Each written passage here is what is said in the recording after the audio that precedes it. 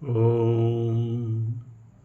भद्रं कर्णेभिः शृणुयाम देवा भद्रं पश्येम यक्षभिर्यजत्राः स्थिरैरङ्गैस्तुष्टवागुंसस्तनूभिर्वशेम देवहितं यदायुः।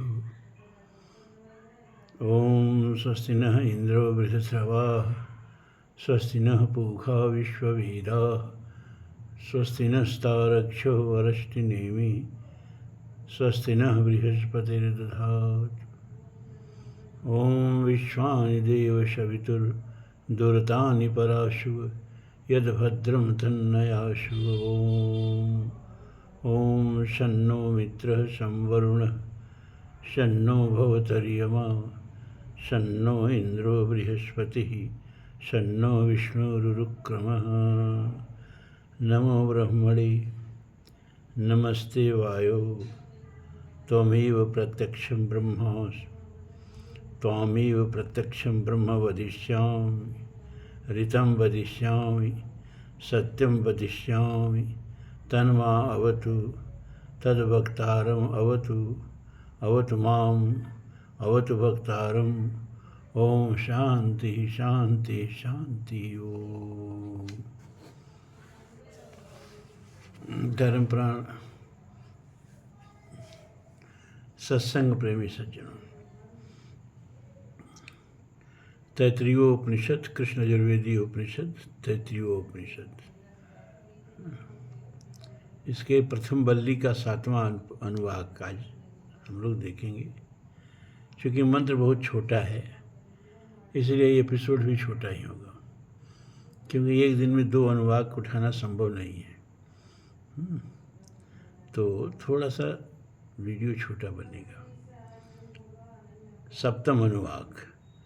पृथिव्यम अंतरिक्षम द्यौ दिशर अवांतर दिशः अग्निर्वायुरादित्यश्चंद्रमा नक्षत्राणि आपः औषधयो वनस्पतयः आकाश आत्मा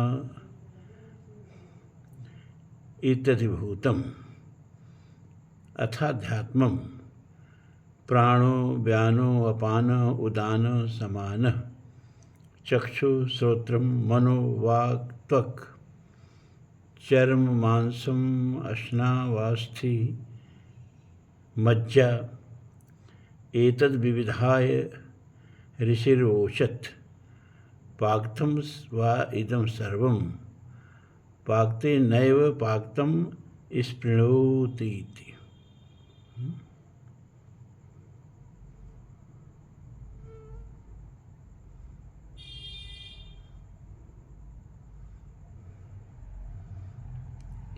ये इस मंत्र में संपूर्ण ब्रह्मांड को 5-5 के पाक्ते में बांटा है। पाक्ते पाक्त माने होता है एक पक्ति का।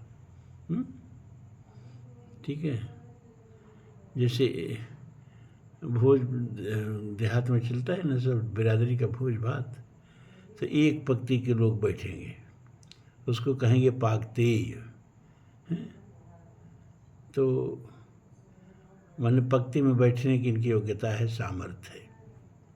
तो 3 तो इसमें आज भौतिक पाक्ते या 5-5 का 3 जोड़ा बताया है, और 3 जोड़ा जो है आध्यात्मिक पाक्ते का बताया है।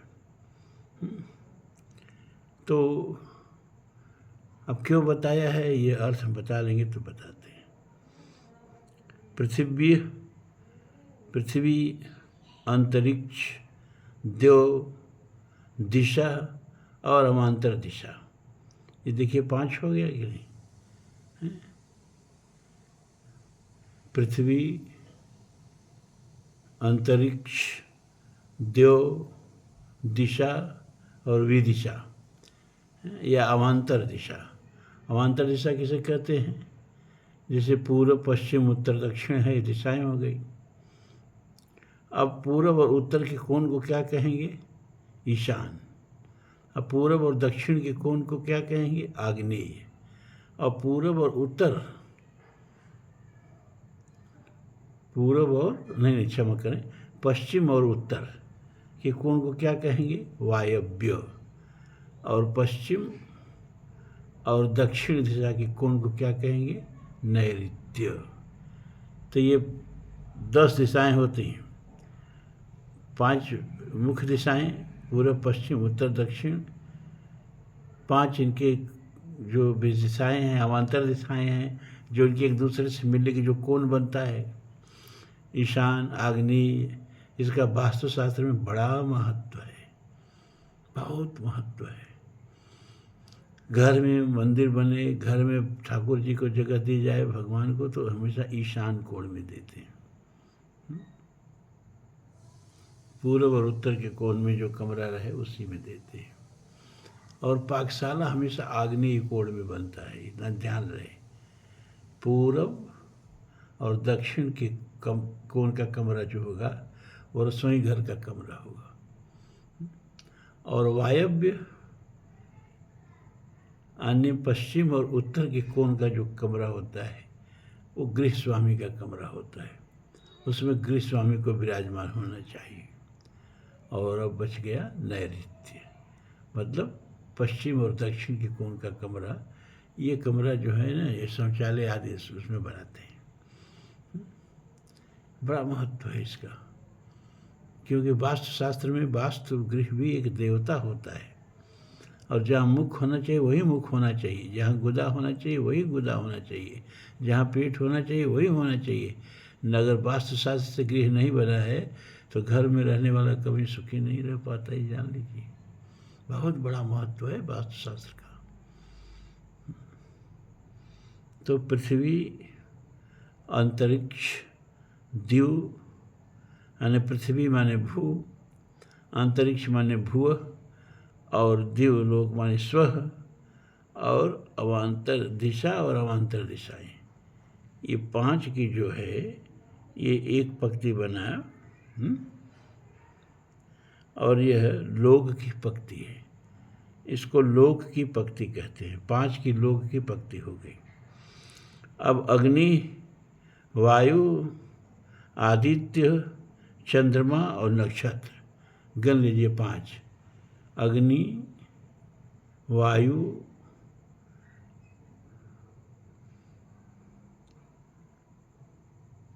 चंद्रमा, आदित्य और नक्षत्र। अग्नि, वायु, आदित्य, चंद्रमा और नक्षत्र, ये 5 का एक जोड़ा बनाया, 5 पंक्तियाँ। और यह जो है यह 5 ज्योति समुदाय की पंक्ति है। इसमें सब ज्योतिर्मान आए हैं, देख लीजिए। अब इसके बाद आप, औषधयो, वनस्पतय, आकाश, आत्मा, 5 हो गया। फिर कर लीजिए, आप, औषधि, वनस्पति, आकाश और आत्मा। ये स्थूल पदार्थों की पंक्ति है। अब इनको मिला करके आधिभौतिक पंक्ति कहते हैं। पदार्थों की आधिभौतिक पंक्ति, स्थूल पदार्थों की पंक्ति है। अब अधिभूतम यानी आधिभौतिक दृष्टि से अब पंक्ति देखिए, हैं? तो प्राण, व्यान, अपान, उदान और समान, ये 5 मुख्य प्राण होते हैं। प्राण,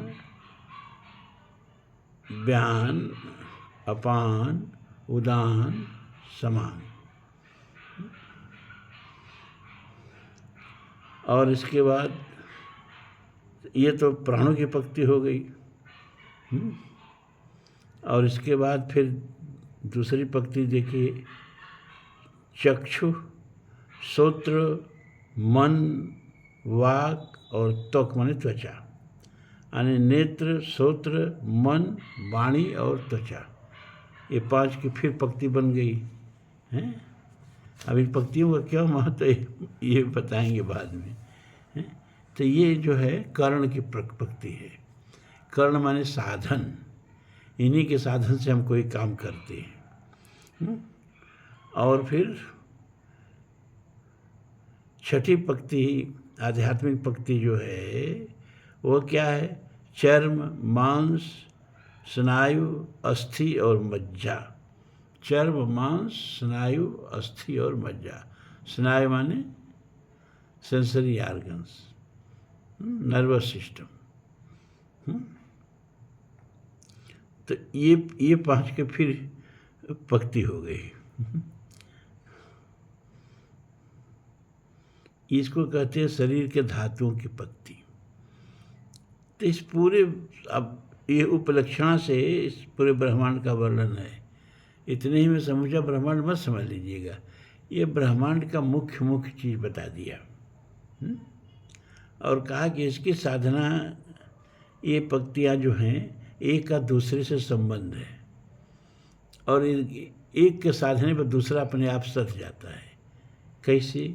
जैसे पृथ्वी, अंतरिक्ष, देव, दिशा और अवान्तर दिशा। ये जो पहली 5 की पंक्तियाँ हैं, इसको चौथी पंक्ति से हम मिलाएंगे। चौथी पंक्ति कौती है?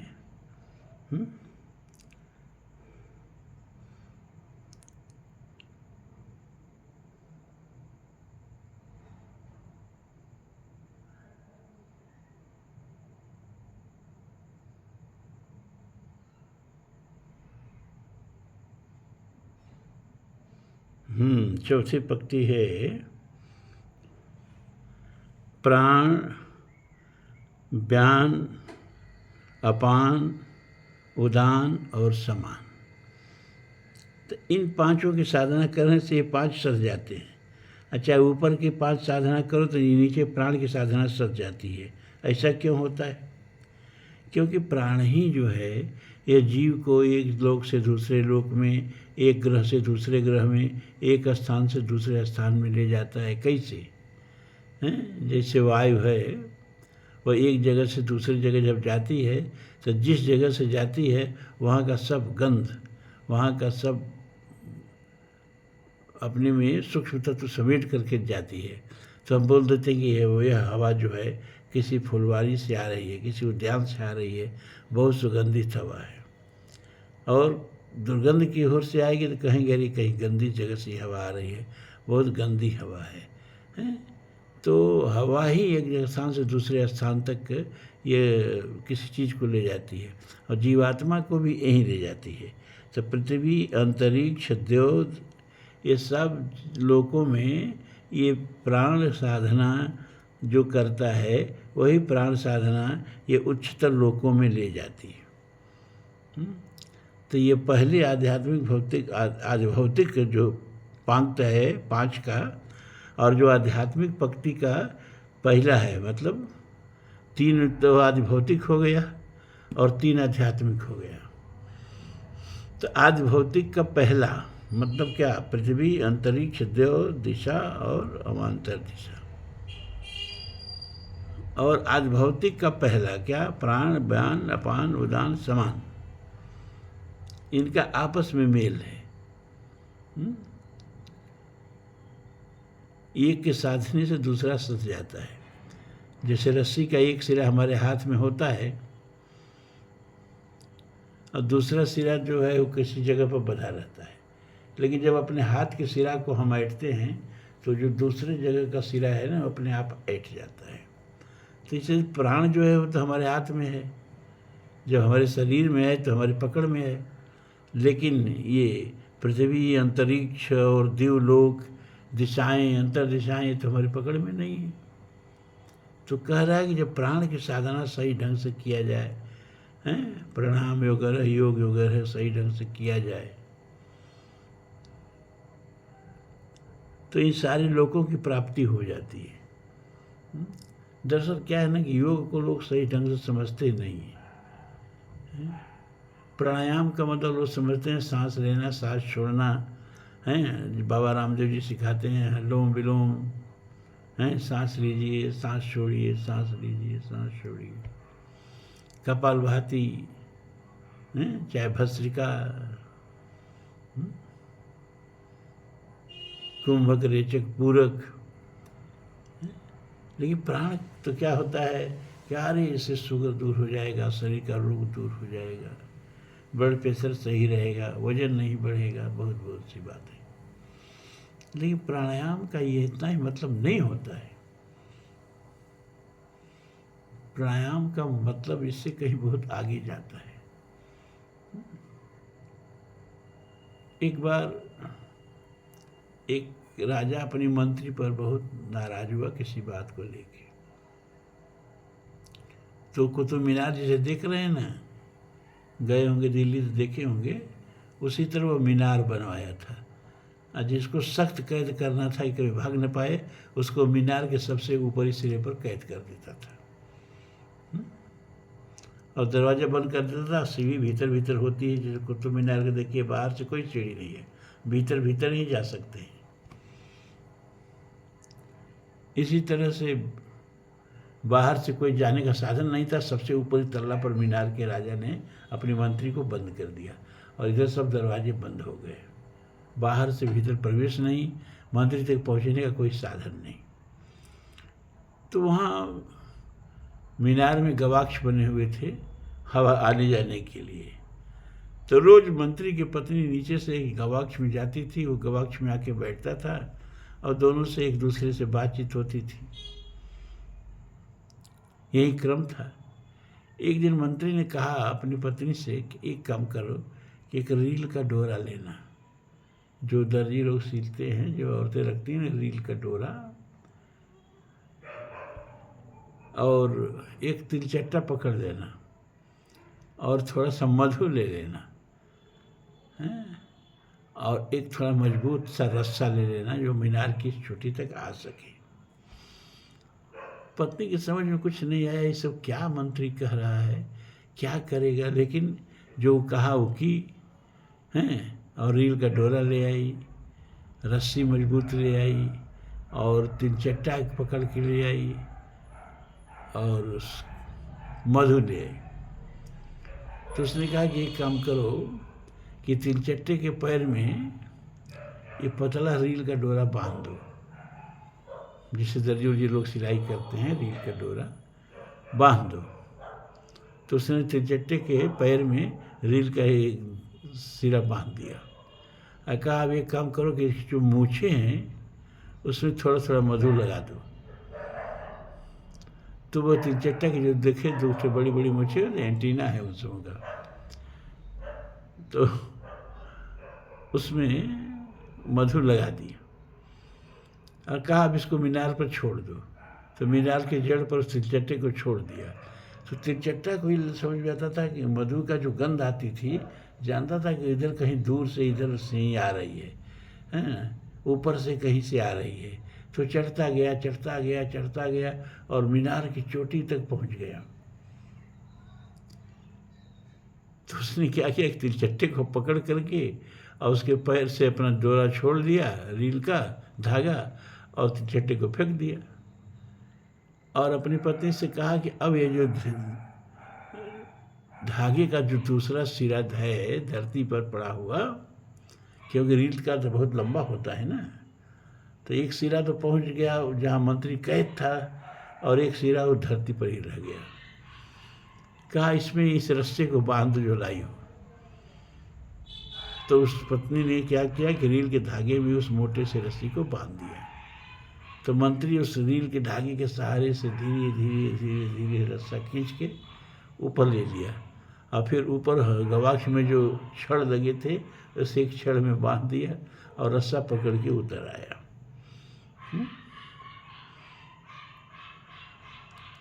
तो एक सूत्र पाया और उस सूत्र से कैसे कैद से मुक्त हो गया। प्राणायाम भी हमें एक सूत्र देता है और प्रकृति से की कैद से मुक्त होने की कला सिखाता है। क्यों? क्योंकि हमारे शरीर में दो तरह की क्रियाएं होती हैं, एक ऐच्छिक और एक अनैच्छिक। एक क्रिया है जैसे हाथ हिला रहे हैं, ऐच्छिक क्रिया है, चल रहे हैं, ऐच्छिक क्रिया है, बोल रहे हैं, ऐच्छिक क्रिया है, लेकिन हृदय धड़क रहा है, ये है ऐच्छिक क्रिया है, अनैच्छिक क्रिया है। रक्त परिसंचरण हो रहा है शरीर में, ऐच्छिक क्रिया है? नहीं, अनैच्छिक क्रिया है। पचन हो रहा है, उपापचय की क्रिया हो रही है, मेटाबॉलिज्म की बहुत सारी। अरे आपके शरीर में 90% जो क्रियाएं हैं ना, वो आपके बस से, आपसे पूछ के नहीं होती। रोज़ सेल बन रहे हैं, रोज़ सेल मर रहे हैं।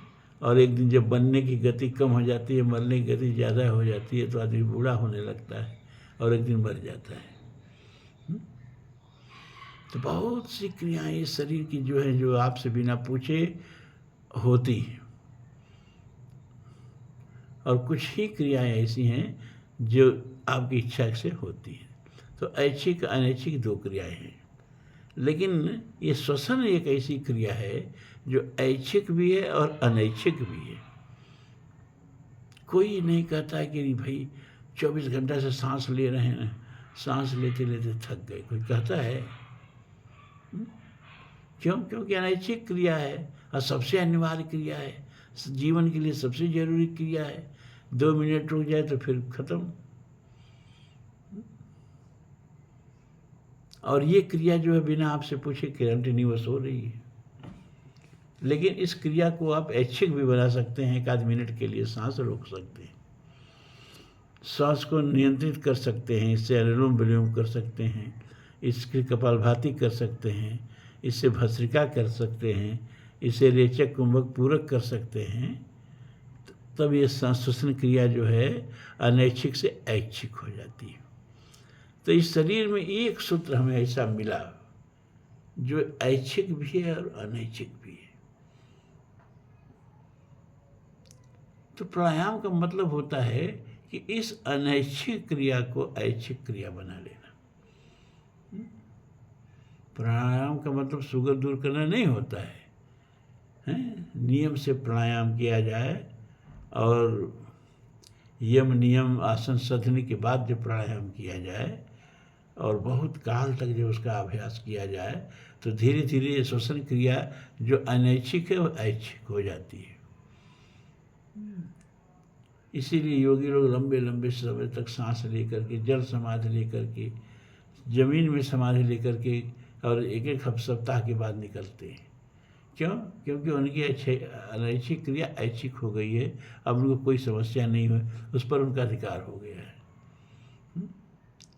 तो जब एक क्रिया जो अनैच्छिक थी उसको हमने ऐच्छिक बना लिया, तो फिर उसी साधना से शरीर की बहुत सी क्रियाएं जो अनैच्छिक हैं उनको हम ऐच्छिक बना लेते हैं। और भीष्म जैसे लोगों को देखिए, इच्छा मृत्यु थी। जब चाहे शरीर छोड़ें, तब शरीर अपने बस में हो जाता है, हृदय की धड़कन अपने बस में हो जाती है। एक हम लोग जब छोटे छोटे थे तो एक बंगाल से आए थे, रहते थे पड़ोस के ही, लेकिन बंगाल में रह के कुछ जादू वादू सीखे थे। तो वो डॉक्टरों को ज़्यादा परेशान करते थे। कहते डॉक्टर देखिए तो हमारे हृदय में बड़ा दर्द हो रहा है। डॉक्टर आला लगाते थे, चौंक जाते थे, अरे तुम्हारा तो हृदय बंद है। अरे डॉक्टर साहब क्या बात कर रहे हैं, ठीक से देखिए। तो देख रहे, अरे चल तो रहा है लेकिन अभी बंद था, नब्ज थमाता था। नब्ज देख के डॉक्टर परेशान है, तुम्हारा नब्ज चल ही नहीं रही है। अरे डॉक्टर साहब ठीक से देखिए, फिर नब्ज चलने लगती थी। तो उसको हृदय पर कुछ समय के लिए हृदय की धड़कन रोक सकता था, कुछ समय के लिए, और कुछ समय के लिए नब्ज भी रोक देता था।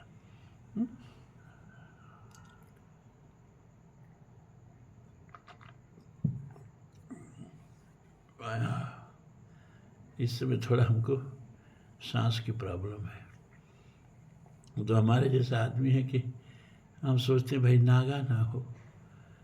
आप लोग उतने दूर से आते हैं तो इन्हें पता चले कि व्यास जी हंस जी भेजे ही नहीं है? तो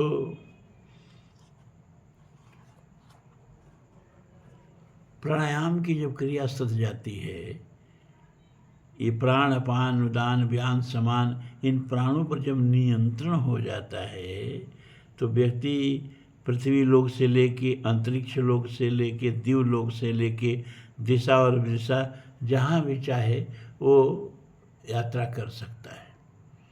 उसके लिए किसी साधन की जरूरत नहीं होगी। ये सब जब योग शास्त्र हम बताएंगे तो उसमें सब चमत्कार की विधियाँ दी गई हैं। योगी लोग यही चमत्कार करते थे, क्षण में यहाँ, क्षण में कहीं, क्षण में कहीं।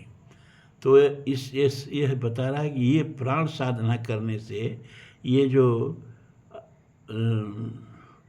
दिशाओं की साधना है, एक गमनागमन की साधना है, लोक की साधना है, लोक में कहीं भी इच्छा मात्र से आप आ सकते हैं, जा सकते हैं, ये बताया गया है। फिर दूसरी पंक्ति है अग्नि, वायु, आदित्य, चंद्रमा और नक्षत्र। ये ज्योत की पंक्तियां हैं। देखो सब में ज्योति होती है, अग्नि में भी, वायु में भी, आदित्य में भी, चंद्रमा में भी, नक्षत्र में भी। अब यहाँ विज्ञान वाली बात छोड़िए कि चंद्रमा में कहाँ प्रकाश होता है सूरज के प्रकाश से। अरे भाई, ये तो प्राइमरी कक्षा का बच्चा भी आज जानता है। लेकिन चंद्रमा चमकता तो है ना, उसके चमक का लाभ तो आप उठाते हैं ना। तो चमक जाए, अब आप चेतन थोड़े हैं, आप चिदाभास हैं, लेकिन अपने को चेतन कहते हैं कि नहीं कहते हैं। उसी तरह से चंद्रमा आभासित रूप से प्रकाशित होता है, लेकिन प्रकाशित होता है ना, उसकी चांदनी कितनी सुंदर होती है। तो इनकी साधना कैसे होती है? तो पांच आज भौतिक बताया पंक्ति, और 5 जो है आध्यात्मिक बताया। तो आध्यात्मिक में दूसरी क्या बताया? चक्षु, श्रोत्र, मन, वाक, त्वचा।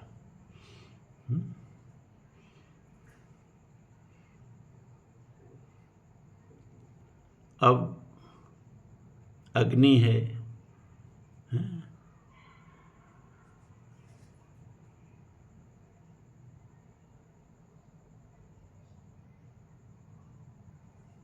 वायु है, आदित्य है, चंद्रमा है, नक्षत्र है।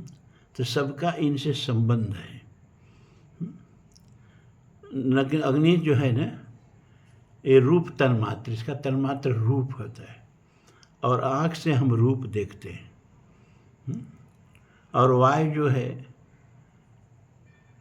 शब्द का संचरण वायु के माध्यम से ही होता है। अंतरिक्ष में आप जाएं तो बोलेंगे तो एक दूसरा आपकी बात सुन नहीं पाएगा। क्यों? क्योंकि वहाँ वायु नहीं है। तो वहाँ जब हम बोलते हैं तो वहाँ तरंग नहीं बनती है, और तरंग नहीं बनती है तो तरंग ही ध्वनि है। तरंग बनी नहीं तो ध्वनि है ही नहीं। आप बोलते रहिए, आप जो बोलते हैं उससे वातावरण में, हवा में ध्वनि पैदा होती है, और वो ध्वनि जब हमारे कानों में जाती है तो उस तरह के ध्वनि को पकड़ने का अभ्यास हमको हो गया है। तो उससे हम समझ रहे हैं कि आप क्या कह रहे हैं। तो इसका संबंध आपस में देखिए। अग्नि, वायु, आदित्य नेत्र का देवता, सूरज का प्रकाश नहीं रहे तो कुछ दिखाई नहीं दे, और चंद्रमा मन का देवता, मन का देवता, और वाणी है, वाणी का भी देवता अग्नि को माना गया है। वाणी अग्नि रूपा होती है। तो इनकी साधना से है ना, ये पांचों की साधना हो जाती है अपने आप। अग्नि की, वायु की, आदित्य की, चंद्रमा की और नक्षत्र की। जिसका चंद्रमा प्रबल होता है उसका मन बड़ा प्रबल होता है, जिसका चंद्रमा कमजोर होता है उसका मन भी बड़ा कमजोर होता है। अब तीसरा जो पंक्ति है वो क्या है? आप, औषधय, वनस्पतय, आकाश, आत्मा। आप माने जल, औषधि माने औषधि, वनस्पति माने वनस्पति, आकाश माने आकाश, और आत्मा माने आत्मा। तो यहाँ आत्मा का मतलब है विश्वात्मा से। पूरे ब्रह्मांड को देखिए, यहाँ आप का मतलब पूरे ब्रह्मांड में जहाँ भी जल है। औषधि का मतलब पूरे ब्रह्मांड में जहाँ भी औषधियाँ हैं। वनस्पति का मतलब पूरे ब्रह्मांड में जहाँ पेड़ पौधे और वनस्पतियाँ हैं। और आकाश तो नहीं रहे, कुछ रहेगा ही नहीं। तो ब्रह्मांड चाहे जितना विशाल हो, लेकिन आकाश के गोद में ही होगा। जहाँ आकाश नहीं होगा वहाँ कुछ नहीं होगा। और आत्मा, आत्मा का मतलब यहाँ पूरे विराट से है, एक व्यक्ति की किसी आत्मा से नहीं है। तो ये 5 जो आज भौतिक हैं, इनकी साधना जो होती है वो देखिए, इसमें 5 जो आध्यात्मिक हैं उनसे इसका मेल होता है। वो 5 आध्यात्मिक क्या हैं? चर्म, मांस, स्नायु, अस्थि और मज्जा। चर्म माने आप देखिए आपकी जो त्वचा है, और मांस आप जानते ही हैं। स्नावा माने नाड़ी, स्नायु नर्वस सिस्टम, अस्थि माने हड्डी, और मज्जा माने हड्डी के बीच में, हड्डी खोखली होती है ना, उसके बीच में जो बोन मैरो उसको बोलते हैं बायोलॉजी की भाषा में, वहीं पर लाल रक्त कणिकाएँ बनती हैं और बहुत सारा चीज़ वहाँ बनती है उसी बोन मैरो में। इनका संबंध जो है इससे होता है, आप से। क्योंकि शरीर में अगर जल न रहे तो चमड़ा भी सूख जाए, मांस भी सूख जाए, मज्जा भी सूख जाए। जल कितना जरूरी है शरीर के लिए। औषधियाँ न रहें, शरीर निरोग नहीं रहे, वनस्पतियाँ मतलब ये जो अन्न उन्न है ये न रहे तो न मांस बने, न हड्डी बने, न स्नायु बने, न त्वचा बने।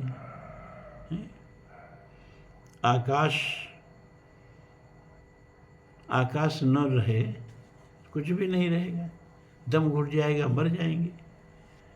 और आत्मा, वो जो विराट आत्मा है उसी का अंश हमारे अंदर पड़ता है तो हम भी चेतन होते हैं। तो शरीर से ये बाहर के 5 भौतिक तत्वों का मेल दिखाया है। तो ये 3 जो हैं आज भौतिक तत्व और 3 जो हैं आध्यात्मिक तत्व, ये 6 का आपस में जो है संबंध दिखा दिया है।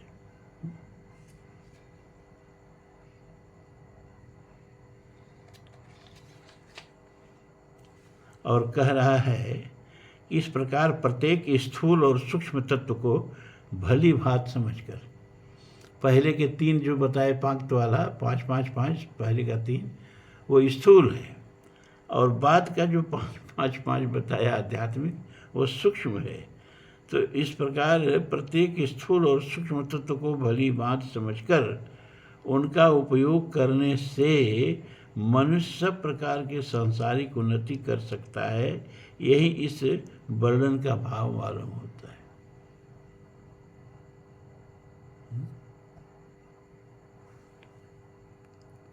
बहुत गंभीर बात बता रहा है। लोक और परलोक 2 चीजें होती हैं। जैसे ये एक तो शरीर है और एक ये पूरा ब्रह्मांड है। तो बताया कि शरीर और ब्रह्मांड का आपस में बहुत गहरा संबंध है, यही इसमें समझाया। तो कहा पूरा ब्रह्मांड तो आपके पकड़ में नहीं है, लेकिन पूरा शरीर आपके पकड़ में है। शरीर में जितनी चीज़ें हैं पकड़ में है, और ये जो शरीर में जितनी चीज़ें हैं इसका विराट में जो जो चीज़ें हैं उससे संबंध है। शरीर की इन चीज़ों को साधोगे तो विराट की चीज़ें उस सक जाएंगी, वो आपके अनुकूल हो जाएंगी, है ना। यही बात इसमें बताई गई है। आज इतना ही। ओम पूर्णमदः पूर्णमिदं पूर्णात् पूर्णमुदच्यते पूर्णस्य पूर्णमादाय पूर्णमेवावशिष्यते। सर्वे भवन्तु सुखिनः, सर्वे सन्तु निरामयाः, सर्वे भद्राणि पश्यन्तु, मा कश्चित् दुःखभाग् भवेत्। असतो मा सद्गमय, तमसो मा ज्योतिर्गमय, मृत्योर्मा अमृतं गमय। ओम शांति शांति शांति। ओम।